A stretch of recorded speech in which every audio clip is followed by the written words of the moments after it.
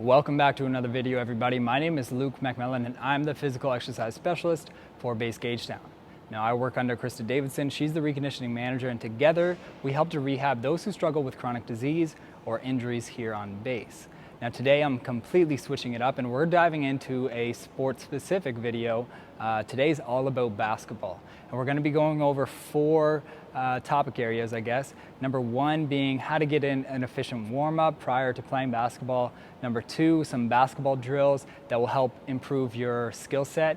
Number three, we'll go over some shot mechanics. And number four, we'll dive into some plyometric exercises. So if any of those topic areas interest you, stick around and I'll be diving into detail. Remember, I don't really know where you're at physically. So when I talk about exercises today and I talk about efficient warm-ups, plyometric exercises, things like that, remember that it's important to reach out to your fitness instructors there on base so that they can take an individualized approach and ensure that the exercises we go over today are right for you.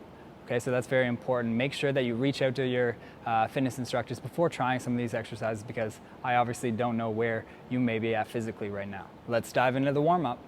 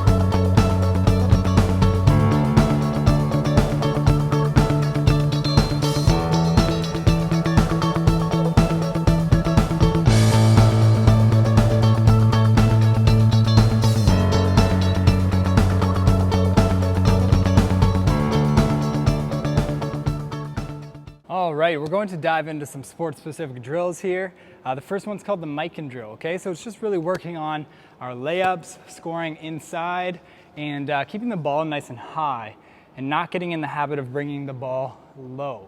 Okay, that's the most important thing for this drill here, is when you catch your own ball, we're going to keep the ball nice and high and go back up for another layup. So we're on one side of the basket, we do a right-handed layup, we catch our own ball, keep it high, and do a left-handed layup. Okay, so we want to be jumping off of our left foot with the right hand layup and jumping off of our right foot for the left hand layup. All right, so you can do this timed, 30 seconds, a minute works really well, depending on your skill level and fitness level, and it looks something like this.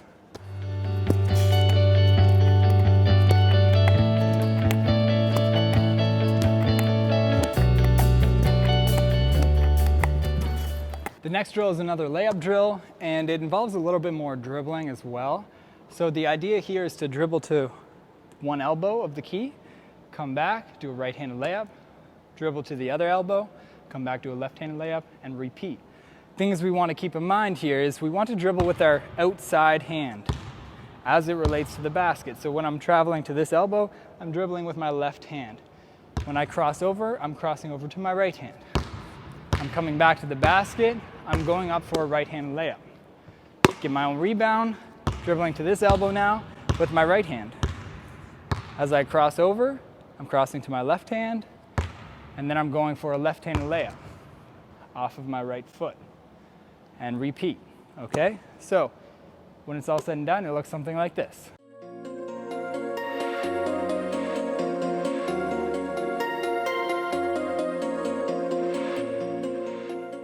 All right, this next drill is called a jab and go. Very simple drill, but very effective at improving your skill set as a basketball player.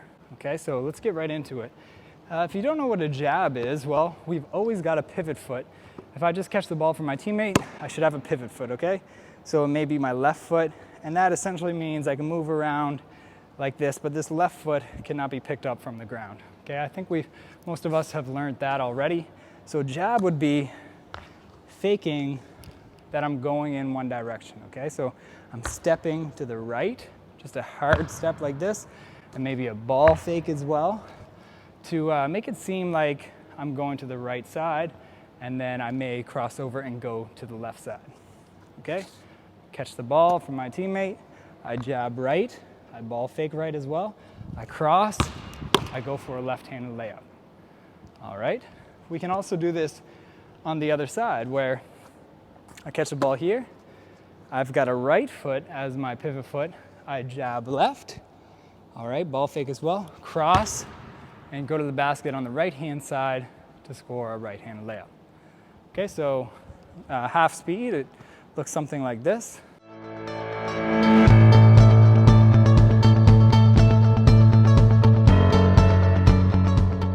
We can add in another step here. Now, if I catch the ball and I'm pivoting on my left foot, I could jab right, I could head fake, ball fake left, and then go right. Okay, so some trained defenders may be expecting a jab in one direction, a go in the other.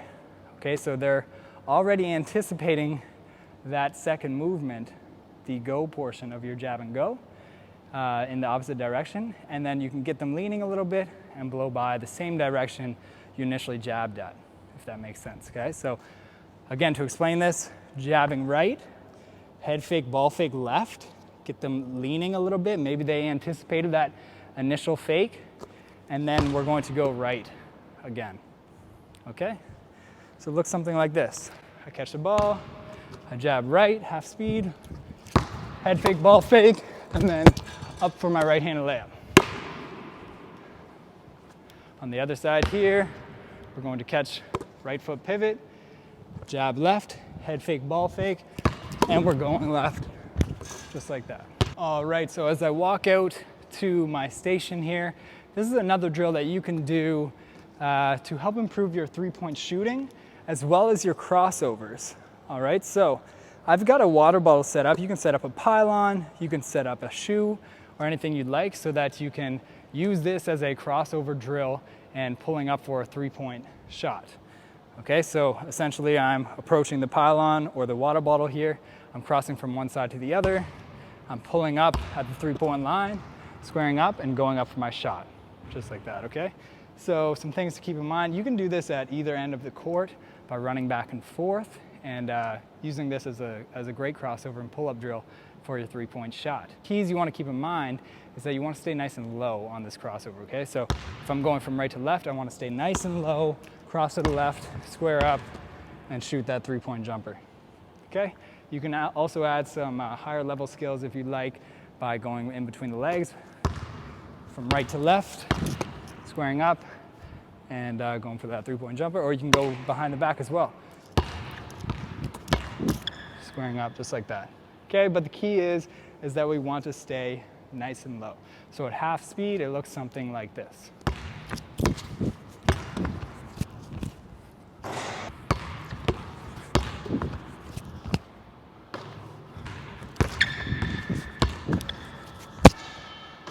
All right, folks, it was getting a little bit loud there in the other gym, so we switched settings here. And we're going to go over shooting mechanics now. So hopefully you have a little bit of an understanding of how to shoot the basketball.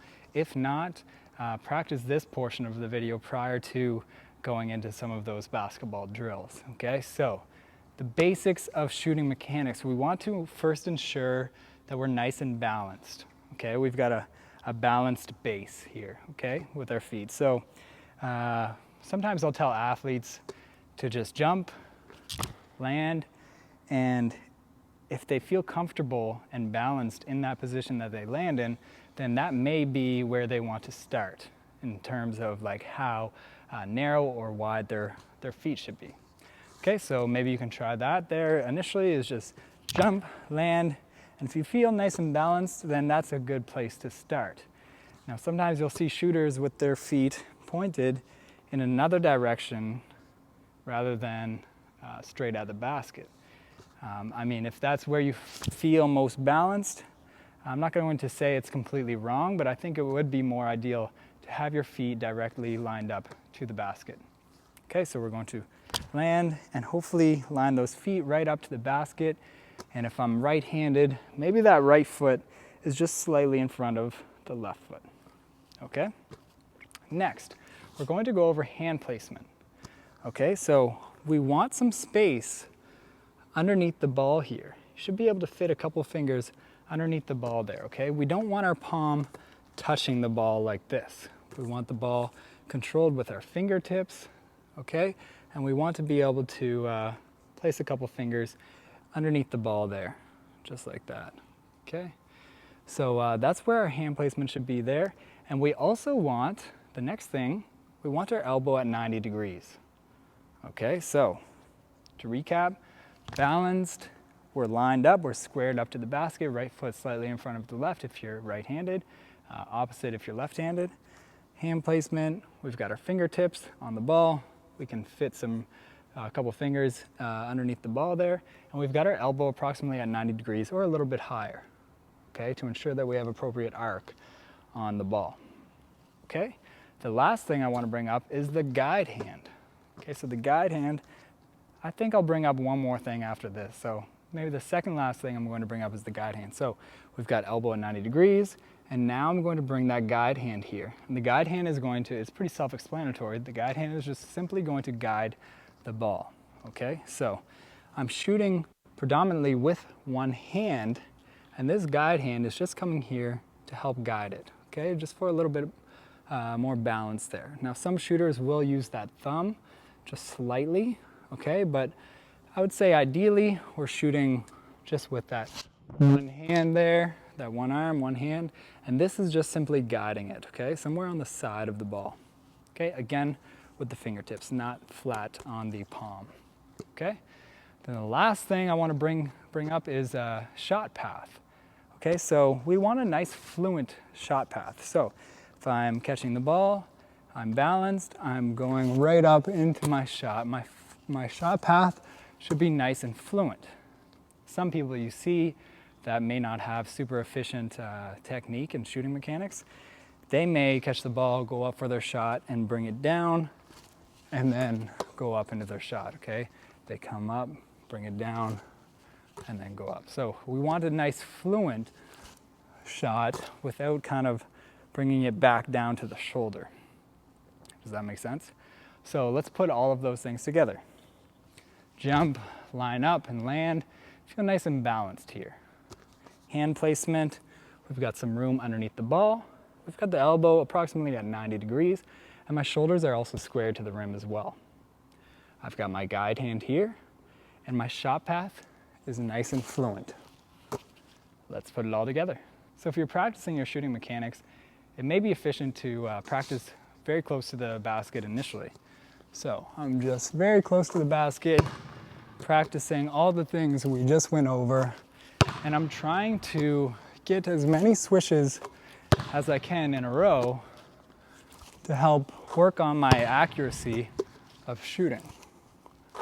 Just like this. So you can count to see how many swishes you can get in a row.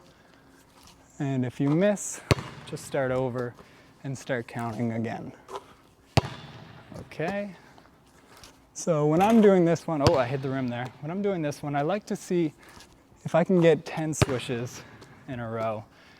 You can continue this technique by taking steps back and furthering your distance from the basket until you're at the free throw line, for example. And again, applying all the same principles, but you may need to start using a little bit more legs here. Okay, you don't necessarily need to jump yet if you're practicing free throws, but you might need some more power. So nice and balanced, shot path is going to be nice and fluent, elbow approximately 90 degrees, and we're going to follow through right at the basket.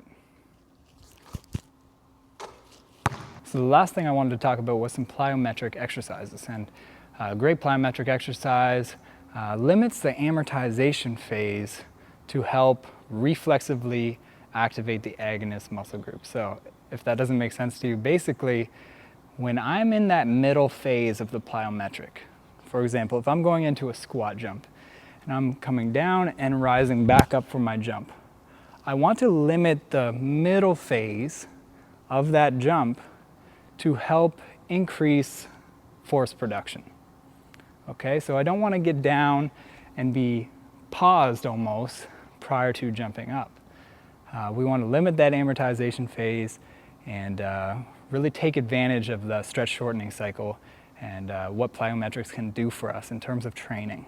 Okay, so prior to plyometric training, you should understand that it's a quite advanced exercise technique. And if you don't have sound squat mechanics, if you don't have sound lunge mechanics, then you shouldn't be dabbling into this at all right now.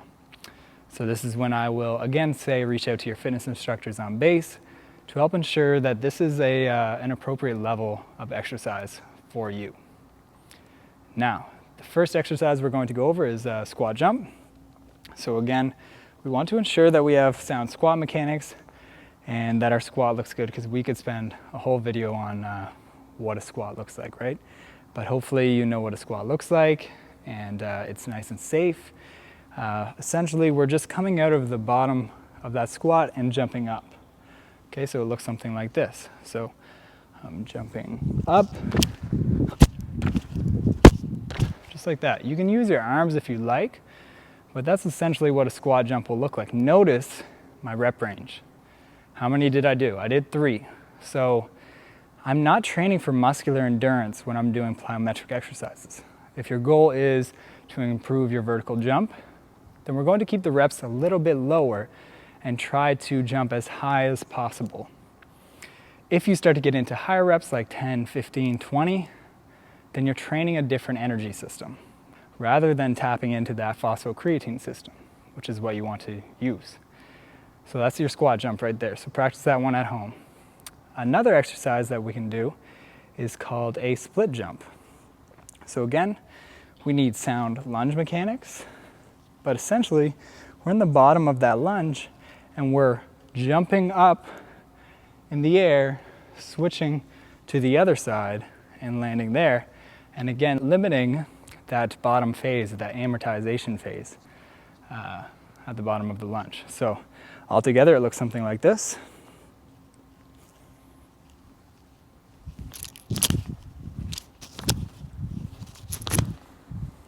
Okay, and you can do 2 to 3 per leg. I just showed you 3 reps total there, but you can do 6 total or 4 total if you'd like. Thank you so much for joining me. I really appreciate it. This one was fun. It's a little bit out of my wheelhouse, primarily because I just work in reconditioning right now, but performance is kind of my roots. I really enjoy the game. I hope you've been able to take away a couple things from today's video. Now, in review, we started with a warm-up, basketball drills, shot mechanics, plyometric exercises. Remember to reach out to your fitness instructors on base to get an individualized approach to applying some of these exercises. Okay, some of these drills, some of these warm-ups, all right? So make sure that you have a coach with you or a trainer to review the programming and ensure that it's right for you. With that being said, I'll see you next time. Thanks a lot for joining.